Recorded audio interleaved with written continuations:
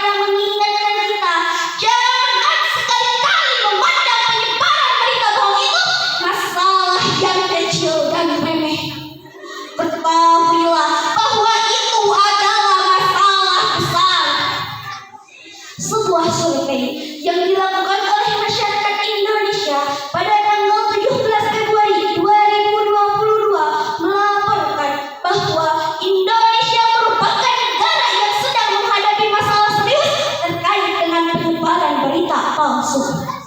Dan hampir 40% isi media sosial itu adalah berita palsu.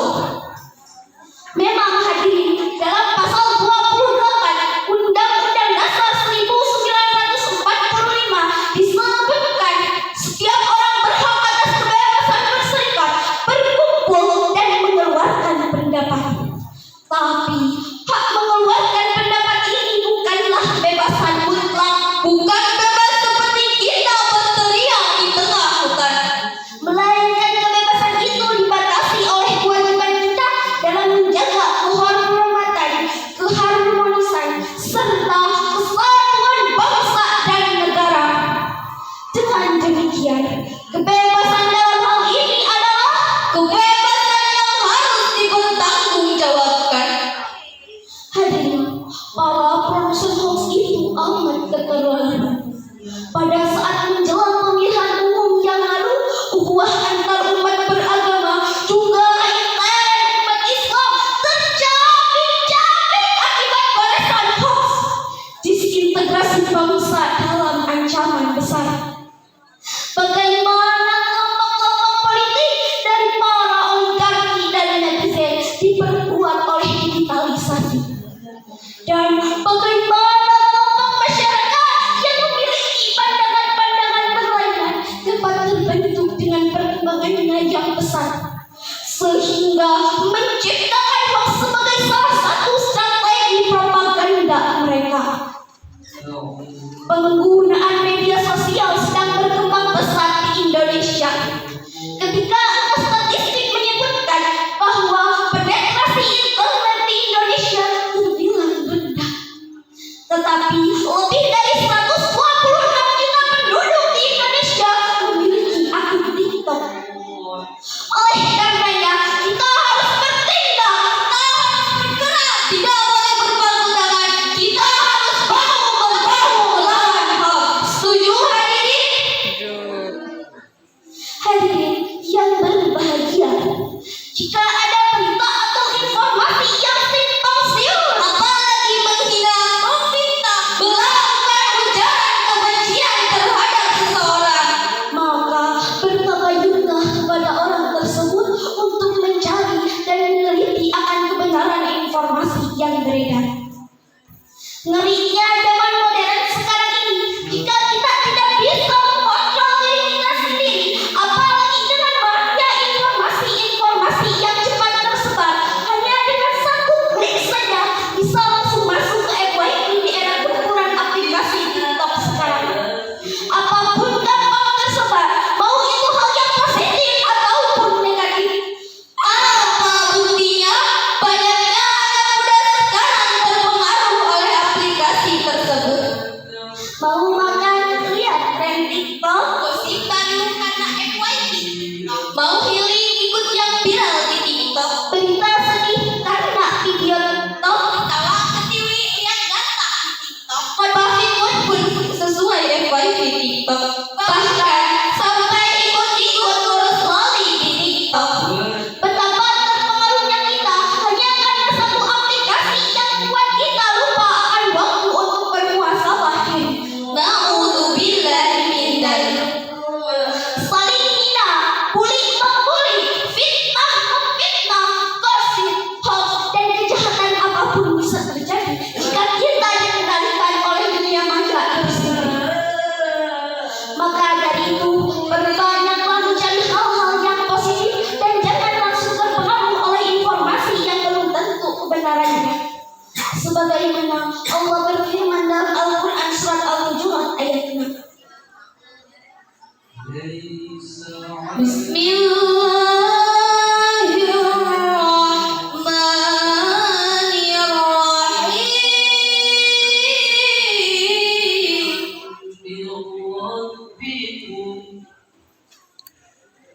Ya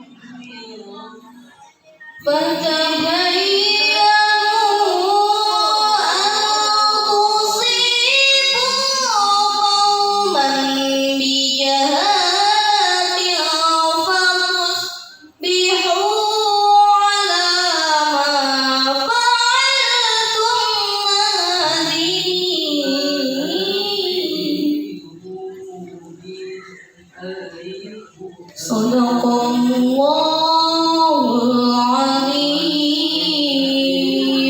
Wahai orang-orang yang beriman, jika datang kepadamu orang fasik membawa suatu berita, maka periksalah dengan teliti agar kamu tidak menimpakan suatu musibah terhadap suatu kaum tanpa mengetahui keadaan yang menyebabkan kamu menyesal atas perbuatanmu itu. Maha benar Allah atas segala firman-Nya, dan Dialah yang Maha Agung. Hadirin yang berbahagia, meski tidak hanya hal negatif yang kita temui di sana, tapi setidaknya hidup kita jangan sampai diatur oleh aturan standar TikTok, karena itu sangat berbahaya, khususnya bagi kaum milenial seperti kita. Jangan jadikan hoax atau berita palsu acuan untuk kita berkehidupan, karena hoax hanya akan memecah belah umat kita sebagai umat berbangsa, beragama, dan bernegara. Jangan sampai melupakan bahwa berita yang sebenar-benarnya itu adalah Al-Quran. Perbanyaklah mempelajarinya, memahami isi kandungannya, bahkan perbanyaklah membacanya, karena hanya Al-Quranlah yang akan membimbing kita semua ke jalan yang diridhoi Allah Subhanahu wa Ta'ala. Anak muda, jangan malas untuk belajar Al-Quran. Belajar mencintai, belajar memahami, belajar menjaga, belajar menghormati, serta belajar untuk menjadi sahabat dalam kehidupan dunia akhirat. Betul. Mungkin hanya itu yang dapat kami sampaikan. Mohon maaf bila ada kesalahan dan kekurangannya. Kebenaran hanya milik Allah dan kekurangan dari kita semua. Jalan-jalan ke Provinsi Sumbar, niat liburan bersama pacar. Jika kita mendengar kabar, pahami dulu sebelum disebar. Wassalamualaikum warahmatullahi wabarakatuh. Waalaikumsalam warahmatullahi wabarakatuh.